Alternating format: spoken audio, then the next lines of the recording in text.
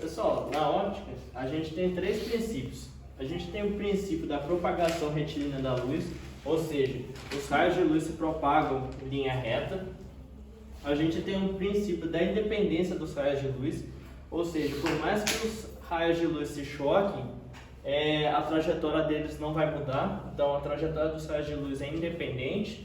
E a gente tem o princípio da reversibilidade dos raios de luz, ou seja, se a gente troca o observador pela fonte luminosa e a fonte luminosa pelo observador, os raios de luz vão percorrer o mesmo caminho.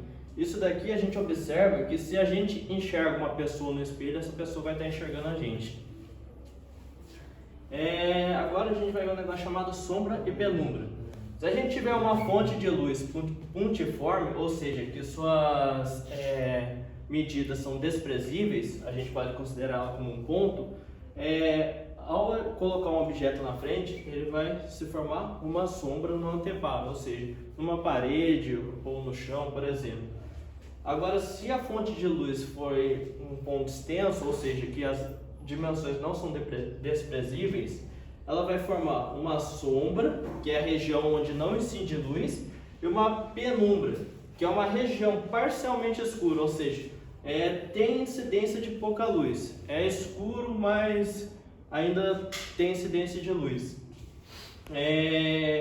Aqui a gente tem o princípio da câmara escura.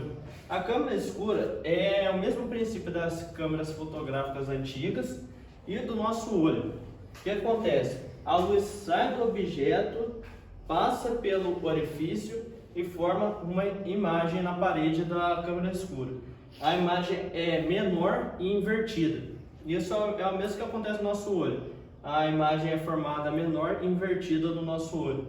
E o nosso cérebro inverte a imagem para o lado certo.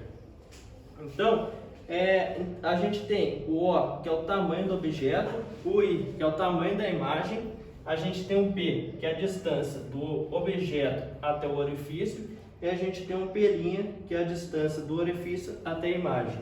Então, se a gente pegar o tamanho da imagem e dividir pelo tamanho do objeto, a gente vai ter a distância da imagem ao orifício dividido pela distância do objeto ao orifício. E, por último, a gente consegue ver o funcionamento dos eclipses.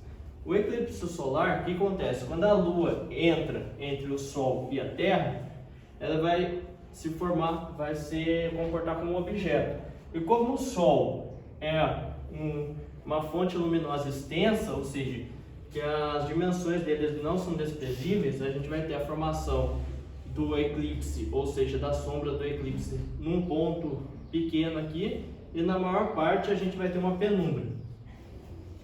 Já no caso do eclipse lunar, não existe parcial, ou seja, não vai ter penumbra, porque a Terra vai cobrir totalmente a Lua, então a fonte de luz do Sol não vai conseguir atingir a Lua e vai ficar totalmente escuro aqui.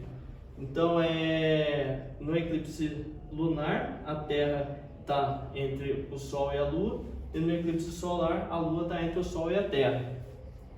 Lembrando que o único objeto que emite luz no sistema solar é o Sol, o resto só reflete. A gente só consegue enxergar os planetas porque eles refletem luz. Tudo bem?